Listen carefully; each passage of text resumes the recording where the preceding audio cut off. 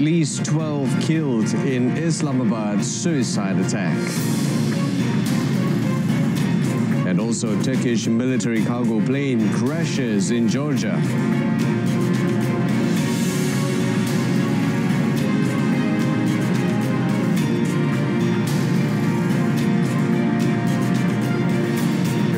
Salam Malaysia Madani. Nice to have you with us. I'm Berita Paul.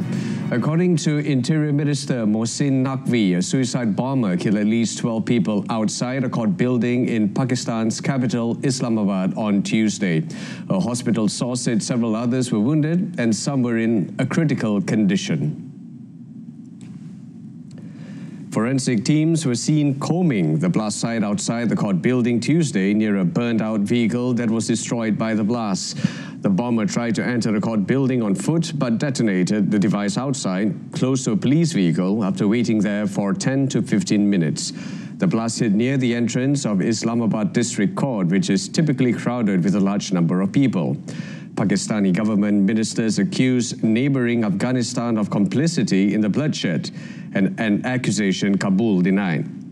Pakistan is locked in confrontation with Kabul and New Delhi, fighting a 4-day war with India in May and then last month carrying out airstrikes in Afghanistan, including Kabul, in response to what it said was the presence of Pakistani insurgents there.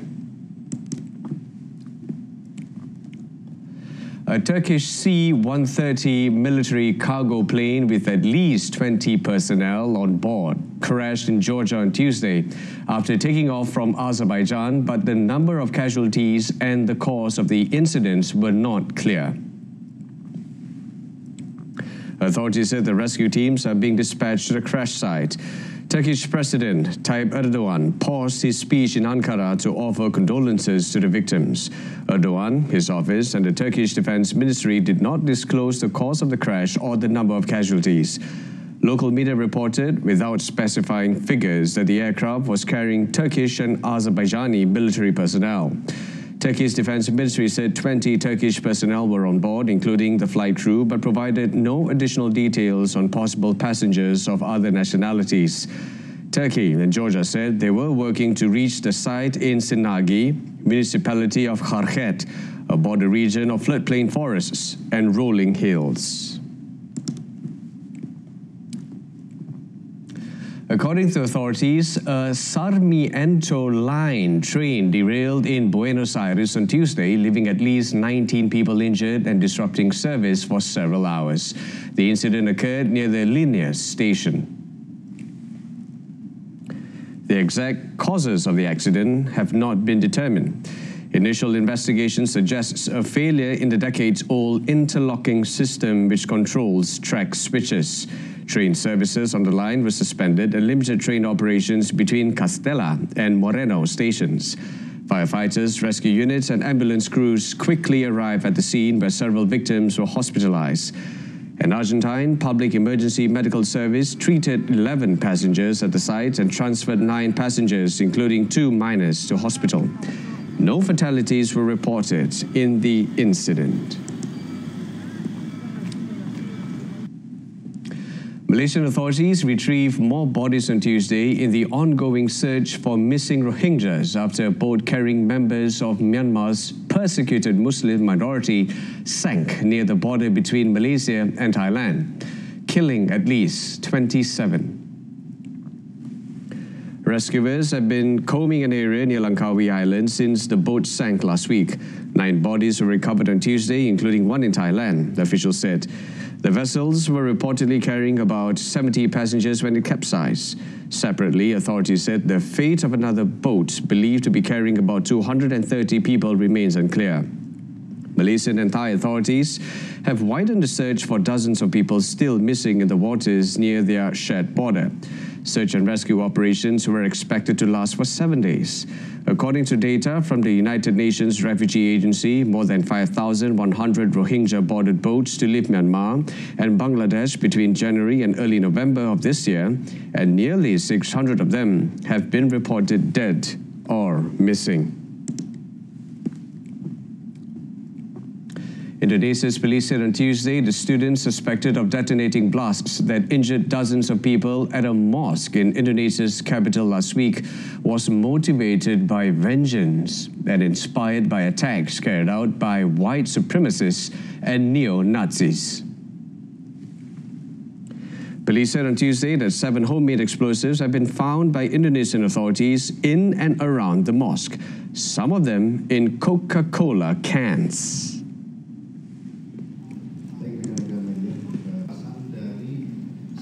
Berdasarkan hasil penyelidikan, sementara anak yang berkonflik dengan hukum atau yang disingkat ABH yang terlibat dalam ledakan tersebut diketahui merupakan seorang siswa SMA aktif yang bertindak secara mandiri dan tidak terhubung dengan jaringan teror tertentu. Yang bersangkutan hanya mempelajari, kemudian mengikuti beberapa tindakan ekstremisme yang dilakukan. Bahkan posenya, kemudian beberapa simbol-simbol yang ditemukan itu sekedar menginspirasi. The blast, which hit a mosque at a school complex in the capital Jakarta's Kelapa Gading area during Friday prayers, left 96 people injured.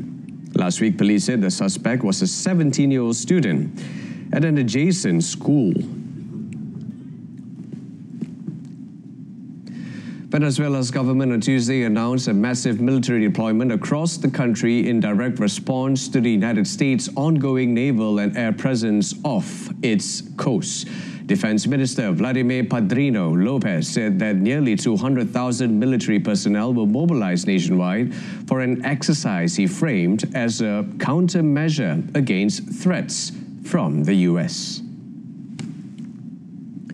Almost 200,000 troops have been deployed throughout the country for this exercise, according to Padrino Lopez, adding that the effort is in addition to the armed forces' regular operations.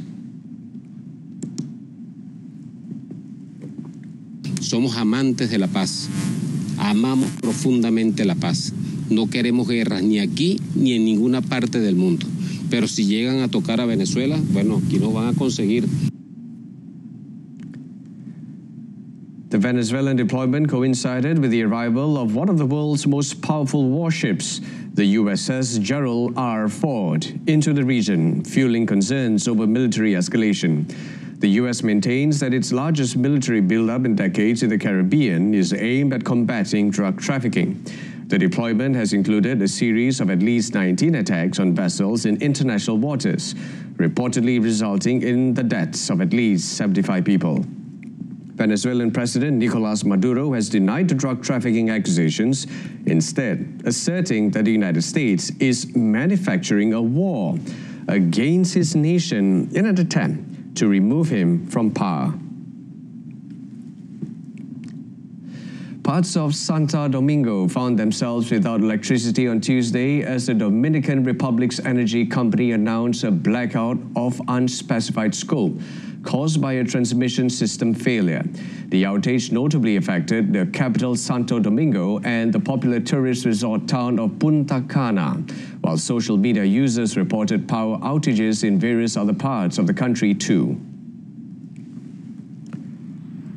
As evening fell, authorities said power was being restored gradually. It is a failure that ended up affecting the system as a whole, creating a blackout, which obviously is a regrettable situation, according to Energy Minister Joel Santos.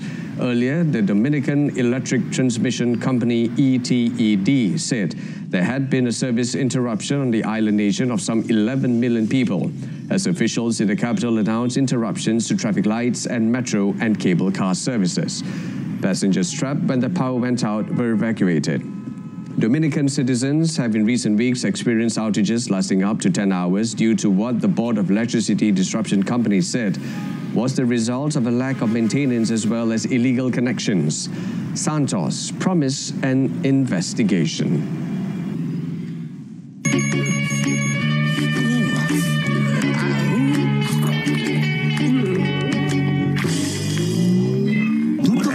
pintu untuk kekal dingin dan lebih jimat.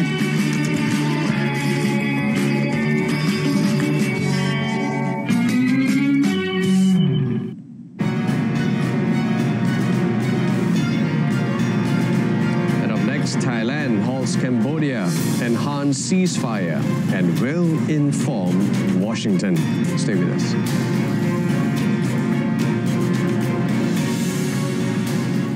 Welcome back. European countries will respond to any Israeli plan to annex the West Bank. The warning came from French President Emmanuel Macron, who said that the annexation of the West Bank would be an unacceptable overstep for Europe. Macron made the remarks during a joint press conference with Palestinian President Mahmoud Abbas following their bilateral meeting in Paris on Tuesday.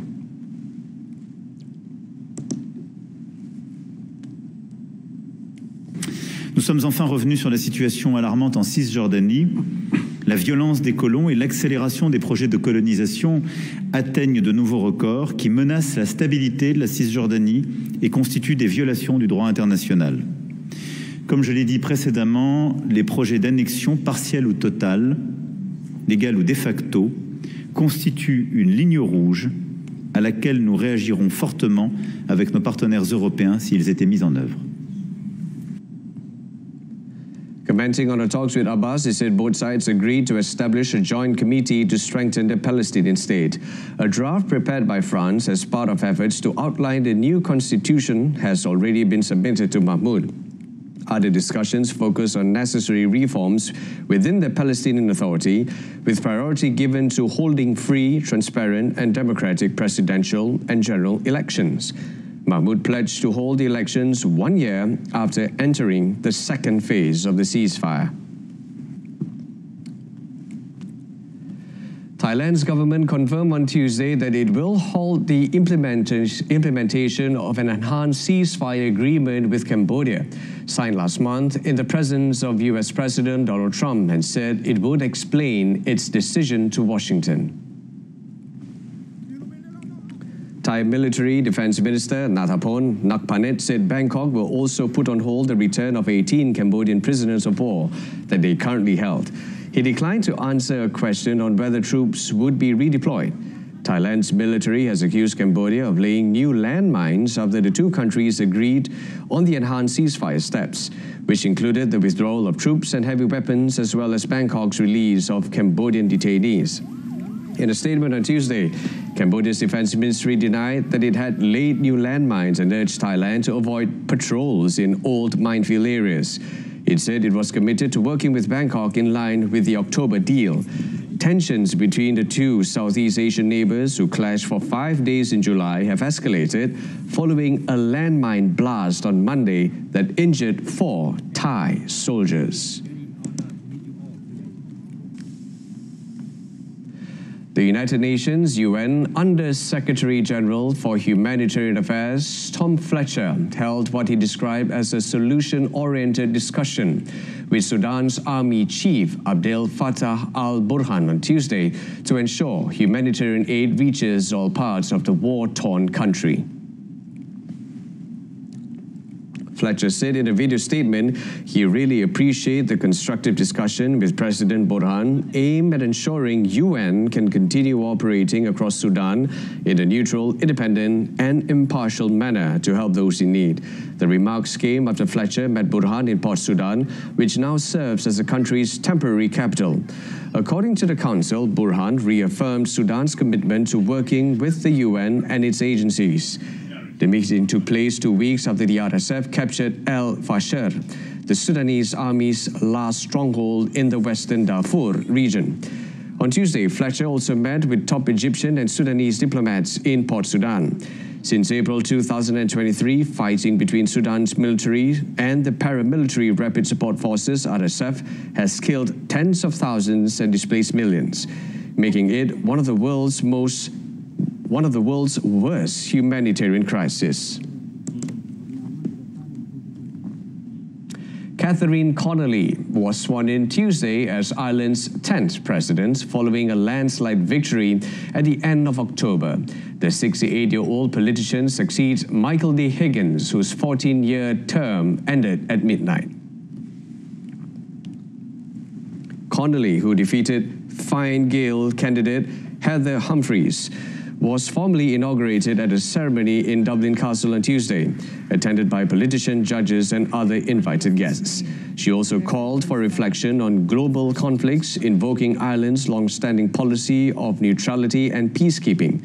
Her inauguration ceremony will take place at St. Patrick's Hall, a historic venue that has hosted all Irish presidential inaugurations since 1938. The President of Ireland serves as the head of state in a non-executive capacity, acting as a symbol of unity and democracy.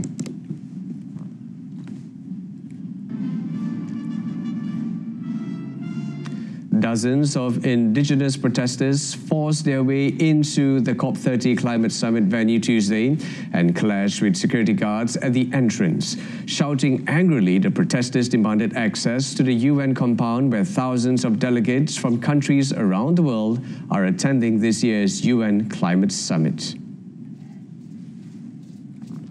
Some waved flags with slogans calling for land rights or carried signs saying, "Our land is not for sale." Kasih Gilson, a Tuminanba leader, a community living near the lower reaches of the Tapajós River in Brazil, told the media that the indigenous people were upset about ongoing development in the forest. The incident caused minor injuries to 2 security staff and minor damage to the venue, according to a spokesperson for the United Nations Climate Change. Calm was quickly restored, and security staff used tables and chairs to barricade the entrance to the high-level blue zone at the heart of the conference venue. Security inside the COP30 venue falls under the responsibility of the United Nations, while local authorities take charge of the surrounding area.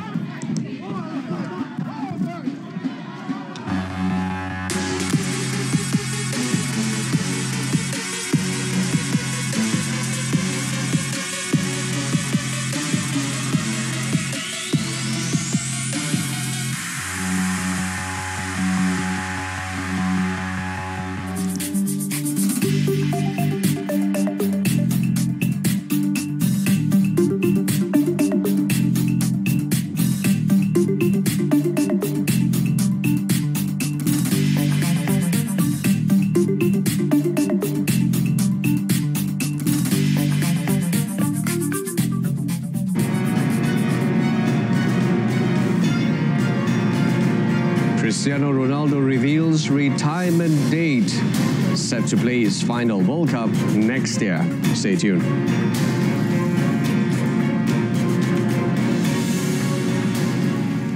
Argentina's captain Lionel Messi said he doesn't want to be a burden to his national team at the 2026 World Cup, but hopes to be fit and contribute to the Albiceleste's title defense in the United States, Canada and Mexico. Un mundial es especial jugar con la selección y más competiciones importantes, oficiales, y más lo que significa un mundial y después de venir de haberlo ganado también, ¿no? Pero un poco lo que te decía,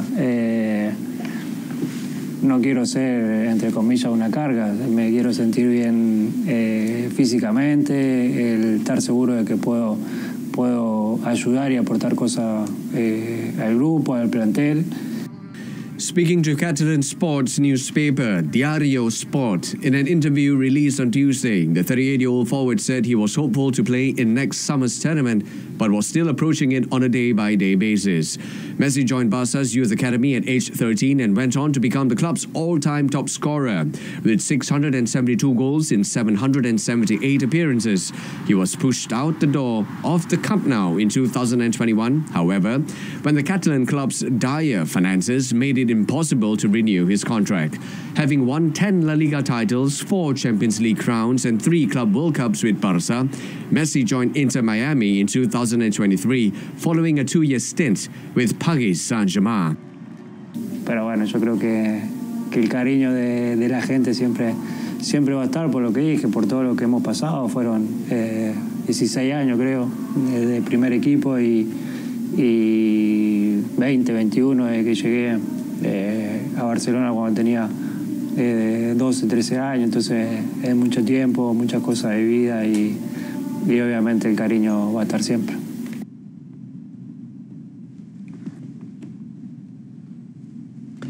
Argentina's soccer national team held a training session on Tuesday in Spain's Alicante as part of their preparations for their friendly match against Angola.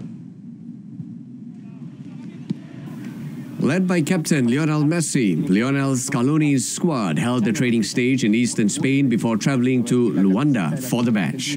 World champions Argentina having already secured their spot at next year's World Cup in the United States, Mexico and Canada. Argentina will be without Atletico Madrid trio, Julian Alvarez, Nahuel Molina and Giuliano Simeone for Friday's friendly in Angola after they failed to complete procedures linked to the yellow fever vaccine. Yellow fever is a mosquito-borne viral disease found in some parts of Africa and South America, and travelers to those regions are required to be vaccinated to prevent infection.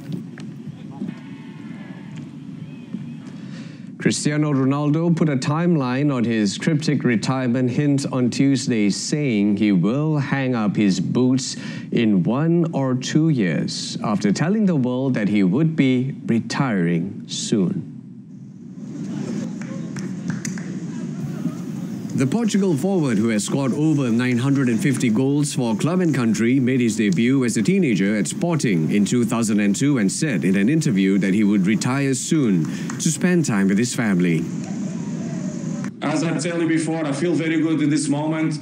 I score goals, I still feel quick and sharp. I'm enjoying my game in the national team and Al Nassr. But of course, let's be honest. When I mean soon, it's probably 1, 2 years. I'm still be at the game. With Portugal on the verge of qualifying for the 2026 World Cup, Ronaldo confirmed the tournament in the United States, Canada and Mexico will be his swan song on football's biggest stage. Definitely yes, because I will be 41 years old, and I think will be the moment, and in a big competition, that's to, I don't know yet, as I told you before, I'm enjoying the moment. But when I mean soon, it's really soon, because I give everything for football. I'm in the game for the last 25 years. I did everything. I have many records in the different scenarios in the clubs and also in the national teams. I'm really proud. So let's enjoy the moment, live the moment. Let's move on to tennis. World number 1 Carlos Alcaraz came under extreme pressure before overcoming American Taylor Fritz 6-7, 7-5, 6-3 in a thrilling round-robin match at the ATP Finals on Tuesday, leaving the Spaniard on 2 wins from 2. Alcaraz and Fritz had won their opening Jimmy Connors group matches, and the Spaniard looked in real trouble when the American took the opening set in a tiebreak. Alcaraz faced break points in the second set but brought it back to draw level. Fritz began to tire and Alcaraz broke to lead 4-2 in the final set before wrapping up the win in 2 hours and 48 minutes by serving out to love. Well, I will try not to think about it. To be honest, obviously it's going to be a really big match for me. I will try not let the nerves playing a bad time for me, in that match. So I will try to control the emotions, to control myself. I will think about my goals in the match. I will try to think about feeling much better than today with the shots, with the serve, with everything. But obviously it's going to be a big day. Alcaraz will be assured of a semi-final place if Alex de Minaur defeats Lorenzo Musetti in the evening match. He also needs one more victory to guarantee the year-ending world number 1 spot and will face Musetti on Thursday.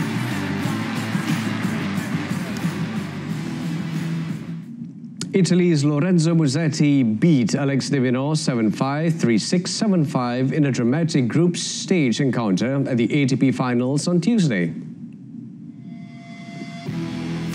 9-seed Muzzati looked down and out with de Minaur serving for the match, but those few who left early to beat the traffic missed out on a stunning comeback. The Italian took the first set after breaking serve at 5-all, and de Minaur survived 3 break points in the second set opener before finding his first break points of the match at 4-all and making them count. De Minaur had control in the final set at 2-love up, but when it came to the crunch, Muzzati found energy from somewhere to pull off a great escape, as defeat would have meant elimination. The victory for Muzzati means that all 4 players can still make the semi-finals, with the Italian facing Carlos Alcaraz on 2 wins from 2, and Taylor Fritz taking on de Minaur on Thursday to close out the Jimmy Connors group, with the top 2 making the last 4.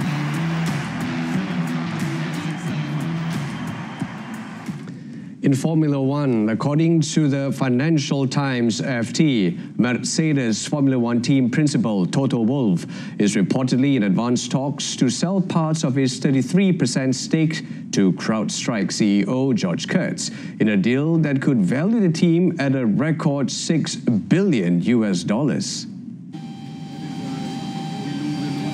Mercedes-Benz and Ineos, owned by Jim Ratcliffe, each hold equal shares in the team. While Mercedes declined to comment on the report, it said team governance would remain unchanged and that all partners remain committed to its success.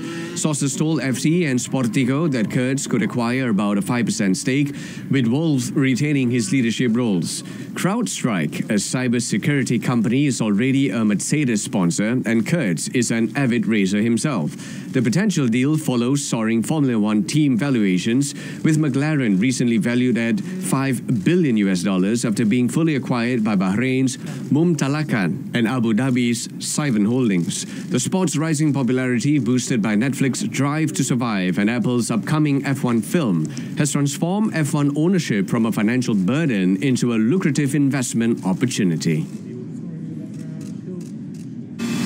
Dari Hanoi ke Kathmandu, semangat juang Harimau Melaya terus menyala.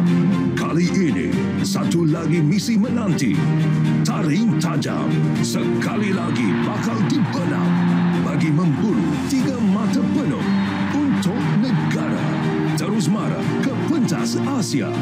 Kelayakan Piala Asia AFC 2027. Siaran langsung Nepal bertemu Malaysia Selasa 18 November 8.30 malam di saluran OK dan Sukan RTM, juga di RTM Play. That's it from us this afternoon. In our top story, at least 12 killed in Islamabad suicide attack. Malaysia Tonight comes on at 8:30 p.m. this evening at TV1 and MyTV's Berita RTM news channel. You can also stream us live on RTM Click's website and mobile application. Now we leave you with visuals of an immersive art space in Kyoto, Japan that is offering more than 50 immersive digital artworks to visitors. Malaysia Madani, Rakyat, Disantuni. I'm Brenda Lepore. Thanks for watching and take care.